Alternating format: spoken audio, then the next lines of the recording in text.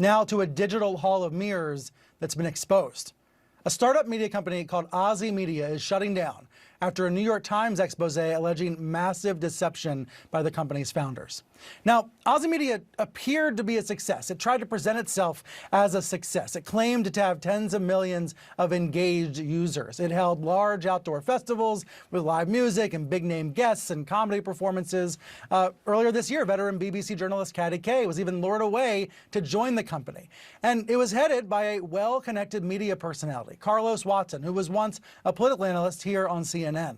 But it seems like Exposé was just a big mirage, as revealed in Ben Smith's reporting for the New York Times. He laid this bare in a column on Sunday night, and then the dominoes fell all week long. Here's one example from his reporting.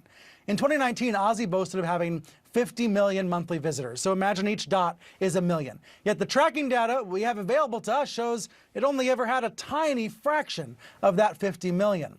So the data was not able to back up Exposé's boastful claims. So what was going on? Was the company just faking it till it made it? Was there actual fraud here? Was there a criminal case? Well, those are all big questions now that the company is shutting down. Employees were told on Friday that it's over, that some of them will be laid off in the days ahead. So we invited Carlos Watson to come on the program to address this. He didn't respond. Exposé really hasn't been responding to anything all week long.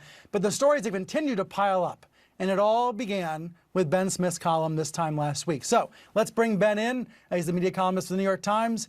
Ben, why did you decide to look into Exposé in the first place? I think a lot of us who work in online media did sort of feel this disjunct between Exposé's claims and the real numbers. But I think, there are also a lot of hazy claims that are made about digital media. I think, CNN puts its best foot forward. The New York Times puts its best foot forward. You can probably find fault with all of that. The story that I learned in which an executive had impersonated a Goldman Sachs, a YouTube executive on a phone call with Goldman Sachs, to me sort of suggested there was more to it. So that was the beginning. I thought that headband was for the Wall Street Journal guy, Jeff Horowitz, who's been wearing his headband in every interview. So I thought you were giving him a compliment. I think that's the new thing you're supposed to do, but I think it is. Been pulled off. I think it. Well, I thought you were pulling it off fine. So I guess I know Carlos Watson. Everyone seems to know Carlos Watson. Do you believe this was actual fraud, or was this just a guy exaggerating, boasting, trying to seem like a star, inflating the numbers the way lots of digital media startups do? I can't look into somebody's heart, and I have no idea. Honestly, I think, Carlos and his partner, Samir Rao, certainly at times lied to their employees, lied to advertisers. And it certainly orders an order of magnitude beyond the kind of puffery that, is totally common in media, in, I would say, business, and has been forever. But really to a much, much more extreme degree.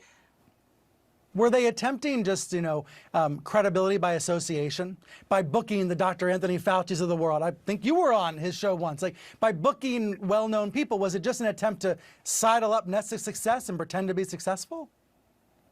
I think there were, the audience that really ate Exposé up was two. It was billionaire investors, and it was advertising executives. And I'm sure you've been in conversations too with folks who are sort of at the very, very top of the American, pyramid, and who breathe that very thin air up there. And they're always kind of like, why couldn't news just have less conflict and messiness and just be about having bipartisan conversations across the aisle with diverse millennials in which no one is ever made uncomfortable, particularly not billionaires and advertising executives.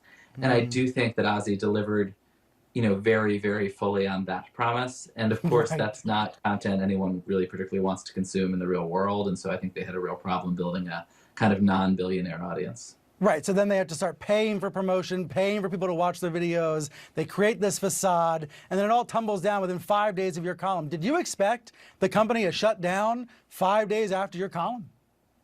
I was shocked by how fast it happened. I think part of it is things just happen faster now. But I think part of it was that advertisers and their investors felt misled, and it's pretty hard to come back from that. No recovery at all. What does this tell us about digital media writ large, and will there be more Exposés? I think that's a thing people like to say, and I don't really think it says that much about digital media writ large. This wasn't a little exaggeration of something that, you know, everybody else was doing. This was a company that really didn't have an audience and was boasting of a massive audience and valuing itself at hundreds of millions of dollars. I think these things pop up in all sorts of industries. I think it does expose, you know, how little attention so-called sophisticated investors often pay when they're really going with their kind of gut feel about a founder, with their instincts, and with who else has already joined the club. And Laureen Powell Jobs is an old friend of Carlos's and was the first person in the door. And I think a lot of other investors thought, you know what, cool, she's in, I'm in, and didn't look much deeper.